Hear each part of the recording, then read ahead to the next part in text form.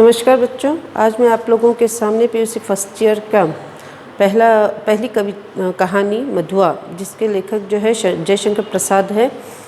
पहले हम थोड़ा सा संक्षिप्त परिचय कर लेंगे। तो जयशंकर प्रसाद जो है सुंगनी साहू नाम के प्रतिष्ठित परिवार में पैदा हुए हैं और ये जो है परिवार काशी में रहता है। ठीक है, इनके पिता के मरने के बाद जो है इनका जो पालन पोषण जो है वो उनके बड़े भाई ने किया, मगर उनसे जो है इनकी पढ़ाई का खर्च उठाया नहीं गया। तो इसीलिए उन्होंने क्या किया, उन्हें घर में ही पढ़ाई की व्यवस्था की। तो वे जो है घर में ही अन्य भाषाओं का अध्ययन करने लगे, जैसे कि उन्होंने भाषा सीखी हिंदी, अंग्रेज़ी, संस्कृत, उर्दू, बंगाली, फ़ारसी आदि। इन सभी भाषाओं का क्या है उन्होंने अध्ययन किया और फिर बाद में जो है व्यवसाय के साथ साथ घर की पूरी जिम्मेदारी जो है इन्होंने संभालना शुरू किया। फिर बाद में जो उनमें जो एक प्रतिभा थी साहित्य लिखने की, जो कहेंगे तो वो जो है उपन्यास, कहानी, कविताएं जो भी है उनमें एक प्रतिभा थी। तो उनका जो उन्होंने हमें जो है अनेक साहित्य विधा में जो है अपने जो लेख लिखे, अर्थात तो कहानी बोलो, उपन्यास बोलो, नाटक, ऐसे ऐसे लिख कर क्या किया, जौहर दिखाया अपने। ठीक है, तो यहाँ आपने अपनी लेखनी का जौहर जो है हमें दिखाया। सन 1936 में जो है उनकी मृत्यु हो गई। तो अब जो है उन्होंने बहुत सी कहानियाँ, बहुत से उपन्यास लिखे हैं जो बहुत ही प्रसिद्ध हो गए हैं। तो उसमें जो है छाया, प्रतिध्वनि, आकाशदीप, आंधी और इंद्रजाल, ये जो है कहानियाँ हैं।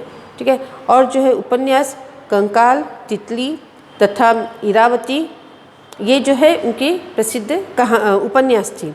अब नाटक जो है राजश्री, अजातशत्रु, स्कंदगुप्त, चंद्रगुप्त आदि जो है इनके नाटक थे। इनके जो बहुत प्रसिद्ध नाटक ये रह चुके हैं।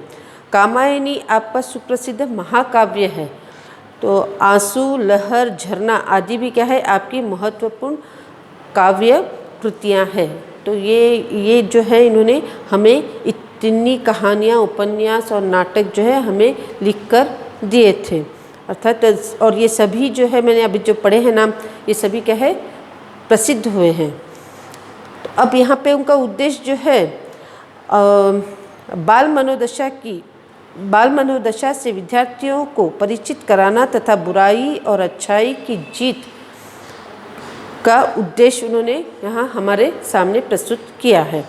अब ये जो हो गया उनका परिचय हो गए, उनके नाटक, उनकी कहानियाँ, ये सब हो गए। अब मैं जो है कहानी सुनाती हूँ आप लोगों को। मधुआ, यह एक ऐसे व्यक्ति की कहानी है जो शराबी रहता है, परंतु शराबी रहता है और सुबह शाम रात को क्या है वो शराब ही पीता रहता है। उसका कुछ जीवन में क्या है उद्देश्य नहीं है, कुछ लक्ष्य नहीं है, बस शराब पीना है और क्या है ऐसे ही जीना है, मरना है।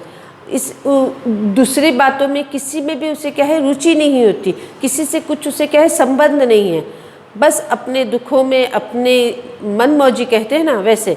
तो वो जो है सिर्फ शराब पीना है, सुबह शाम यही करता था। अब आप लोग बोलेंगे कि ये शराब पीता है तो इसके पास पैसे कहाँ से आते थे।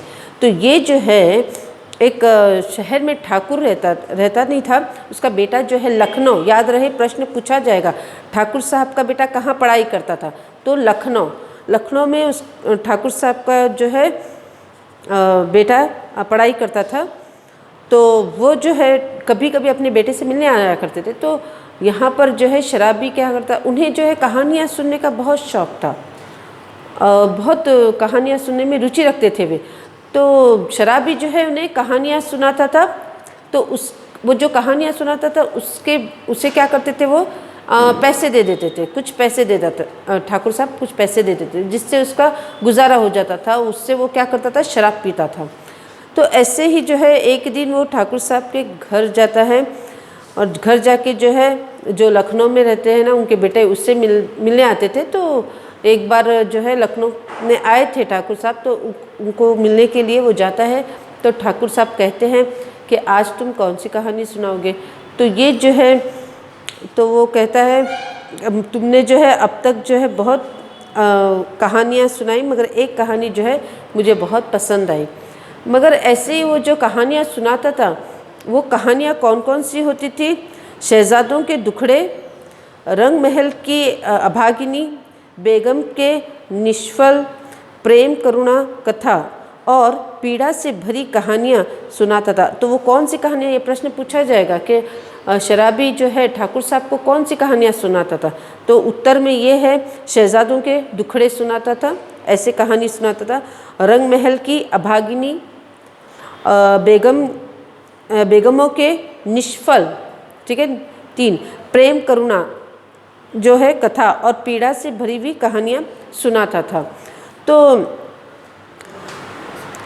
यहाँ पर जो है बड़े बड़ों की जो घमंड है वो क्या है, चूर होकर धूल में मिल जाते थे। ये भी प्रश्न पूछा जाता है कि बड़े बड़ों के घमंड जो है चूर होकर कहाँ मिल जाते हैं, तो धूल में मिल जाते हैं। ये प्रश्न का उत्तर याद रखें। तो जो जितने भी बड़े हो, राजा हो, महाराजा हो, प्रसिद्ध व्यक्ति हो, ठीक है, महापुरुष हो, जो भी हो, उनकी कुछ अपनी जो है कथाएं होती हैं जो करुणा से भरी होती है, दुखी से भरी होती है। आज हमारे भी जीवन में क्या है, दुख है। हर एक के घर में कुछ ना कुछ दुख है, हर एक के मन में कुछ ना कुछ दुख है। तो इसी तरह वो कहते हैं बड़े बड़ों का घमंड जो है, अर्थात कितने भी बड़े हो, राजा हो, महाराजा हो, कोई भी हो, महापुरुष हो, कहीं ना कहीं किसी न किसी के मन में क्या है, दुख है। तो ये क्या है, ये जो घमंड जो रहता है उनका क्या है, धूल में मिल जाता है। ये उनका ऐसा एक उन्होंने वाक्य दिया है, ठीक है। अब यहाँ पर जो है उन्होंने वो जो कहानियाँ सुनाता था, तो उसके बदले में वो क्या करते था, ठाकुर साहब उसे 1 रुपया या 2 रुपया ऐसे दे देता था। तो एक दिन जो है वो कहानी सुना रहा था कि वो कहानी सुनाई जा रहा था ठाकुर साहब को। ठाकुर साहब को क्या हो जाती है, नींद लग जाती है। नींद लग जाती है तो नींद में जो है ऐसे ऊँघने लगते हैं वो। बाद में अचानक डर के उठते हैं और कहते हैं कि मुझे अब नींद आ रही है, तुम यहाँ से चले जाओ। और उसे क्या कहते हैं, 1 रुपया दे देते हैं। किसे, शराबी को। शराबी वो 1 रुपया लेकर चला बाहर आ जाता है। बाहर आ जाता है तो और जब वो 1 रुपया देते हैं तो कहते हैं शराबी को कि लल्लू को, लल्लू जो है उसका उनका नौकर होगा, पता नहीं, तो उसको जो है भेज दो। तो ये कहता है ठीक है भेज देते हैं। ऐसे करके वो बाहर आ जाता है, फाटक तक पहुंचता है तो उसे जो है कुछ किसी के रोने की आवाज़ आ जाती थी, जो सिसकने का कहते हैं, या थोड़ा रोने की आवाज़ आ जाती है। तो वो सहसा देखता है कि वहाँ पर जो है लल्लू जो है एक बालक को डांट रहा है, चिल्ला रहा है कि अभी क्यों रो रहा है बे तू, करके ऐसे करके उसे चिल्ला रहा है। तो वो बालक जो है रोए जा रहा है। तो इतने में क्या है, लल्लू जो है उसे डराता है कि अब तू रोना बंद नहीं किया तो मैं तुझे मारूंगा। फिर बाद में वो लल्लू तो वहाँ से चला जाता है और बालक क्या और कहता है चल यहाँ से चला जा करके कहता है। किसको, बालक को। उस बालक का नाम जो है मधुआ है। अब उस पर ही आधारित पूरी ये कहानी है। तो यहाँ पर जो है वो बाहर आ जाता है।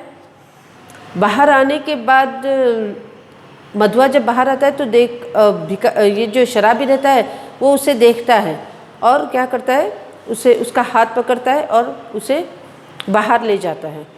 बाहर ले जाने के बाद उसे पूछता है कि अब क्यों रो रहा है तू, ऐसा प्रश्न उसे पूछता है।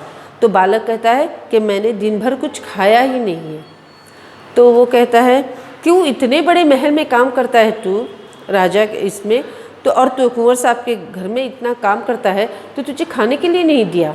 तो वो कहता है नहीं, मैंने उनका जो है कोट पहना था कुंवर साहब का, वो कोट पहन कर मैं क्या है पूरा दिन क्या है खेलता रहा और शाम को 7 बजे आया तो मुझे और कुछ काम मिला, जिससे क्या है मैं रात को 9 बजे खाना मांगने के लिए लल्लू के पास गया तो उन्होंने मुझे खाने के लिए नहीं दिया। ये सब अपनी कथा वो सुनाता है। तो वो क्या करता है, ठीक है चलो मैं मेरे साथ आ जा करके उसको लेके जाता है, अपने घर लेकर जाता है, अपने कोठरी में, ठीक है, अपने कोठरी में ले जाता है। और तब क्या होता है, उसे खाने के लिए जो है कंबल के नीचे से कोठरी में लेके जाता है। फिर उसे खाने के लिए एक पराठे का टुकड़ा जो कंबल के नीचे से उसे मिल जाता है, किसको, शराबी को, वो उसे देता है, तू ये खा, मैं अभी आता हूँ करके इतना कहकर वो अपने जो कोठरी से है बाहर चला जाता है। अब जो है शराबी के पास सिर्फ 1 रुपया होता है। प्रश्न पूछा जाएगा शराबी के पास कितना रुपया था, तो 1 रुपया था। तो अब वो 1 रुपया में पहले तो वो सोचता है कि एक देसी आध जो है अर्थात थोड़ी शराब जो है वो लूँ, फिर 2 आने की चाय लूँ, फिर 2 आने का क्या है पकौड़ी लूँ। अब वो सोच रहा है, सिर्फ प्रश्न पूछा जाएगा कि उसने क्या क्या विचार किए, 1 रुपये में जो है उसने क्या क्या लेना चाहा, ठीक है। तो एक देसी जो है वो और 2 आने की चाय, 2 आने की पकौड़ी, पहला वो विचार करता है। फिर बाद में वापस सोचता है कि आलू मटर या मांस लूँगा, ठीक है। फिर बाद में उसके उपरांत उसकी जो दृष्टि है वो कहाँ जाती है, मिठाई की दुकान में। तो उसका दिल फिर ललचा जाता है कि नहीं ये नहीं लूँ, मैं मिठाई लूँ। तो फिर वो क्या करता है, मिठाई पूरी और ख़रीदने लगता है और साथ ही साथ नमकीन भी लेता है। तो अब प्रश्न पूछा जाएगा कि उसने क्या क्या विचार किए थे या क्या क्या लेना चाहा था। तो ये सब आप लोगों को उत्तर लिखना पड़ेगा कि पहले शुरू से जो है वो एक देसी आद और जो 2 आने की चाय, 2 आने के पकोड़े और फिर बाद में आलू मटर मांस आदि, और इसके साथ साथ जो है मिठाई पूरी ख़रीदना चाहता था और साथ में नमकीन। ये जो है उसकी चाह थी, वो चाहता था कि ये मैं लूँ। और ख़रीदता क्या है, ये 3 चीज़ें खरीदता है, मिठाई पूरी और फिर नमकीन। इतना वो लेकर जो है दौड़ता हुआ अपने मकान में चला जाता है। कोठरी में पहुंचकर सभी खाने क्या है, जो भी खाने की वस्तुएं होती हैं वो क्या है मधुआ के सामने रख देता है।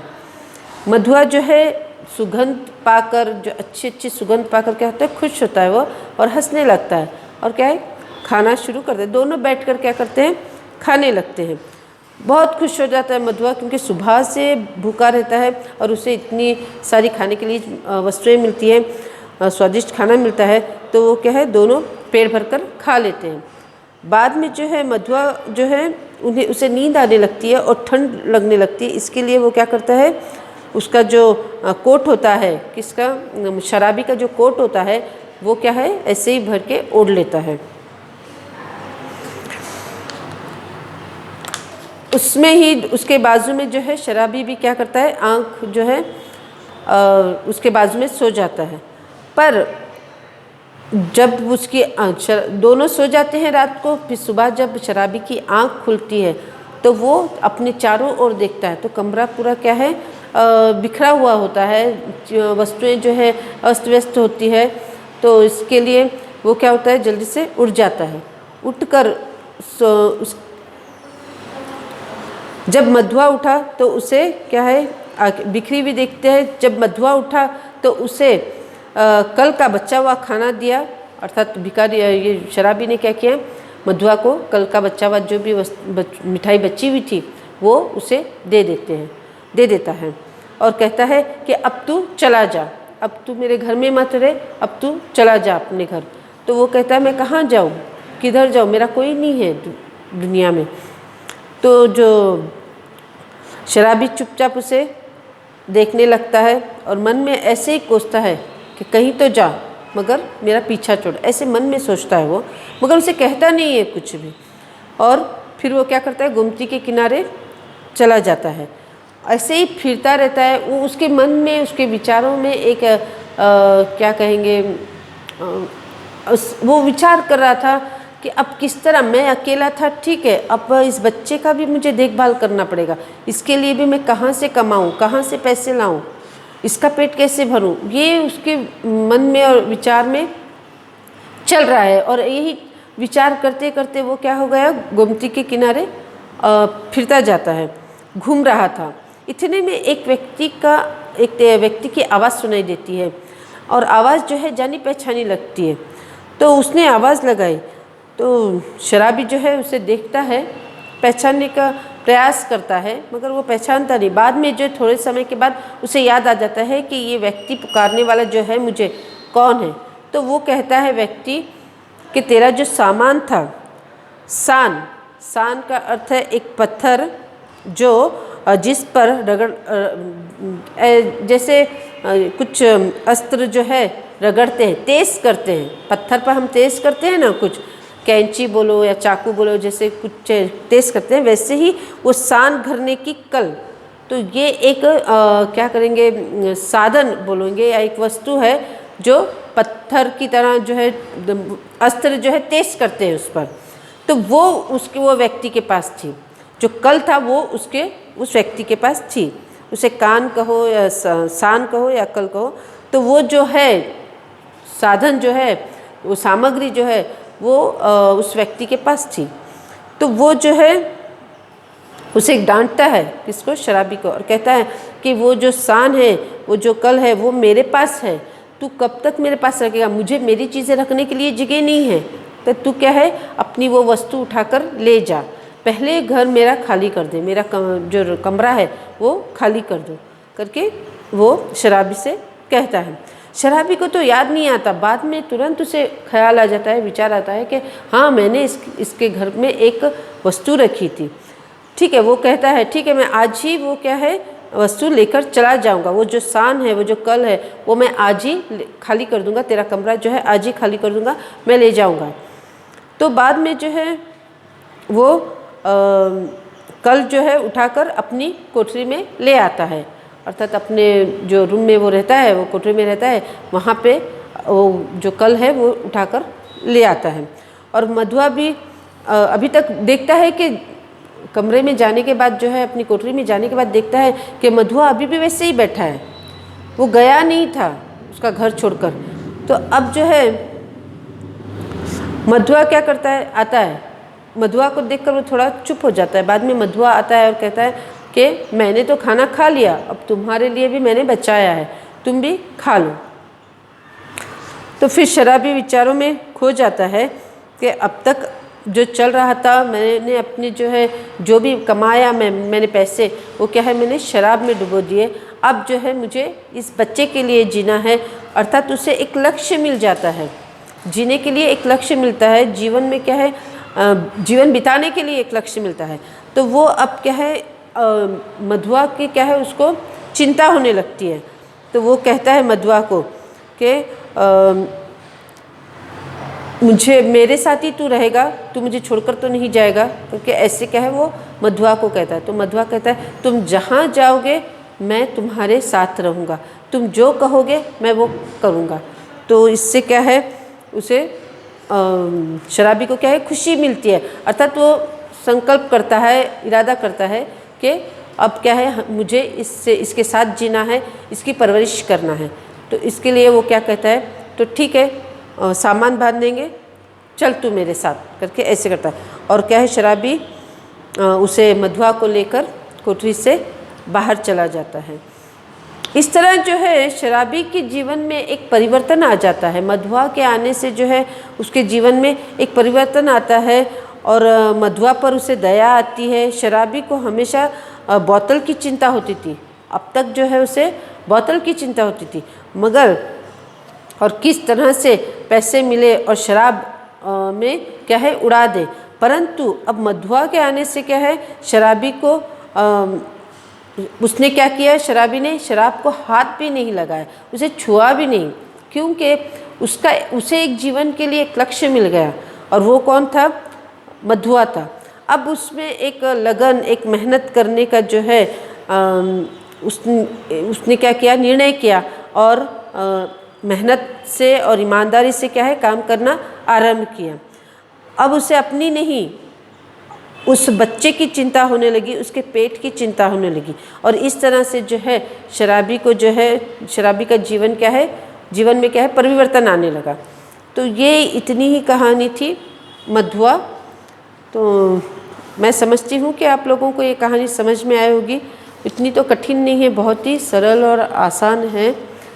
तो इसके साथ ही मैं क्या है ये कहानी आज्ञा लूँगी। नमस्ते।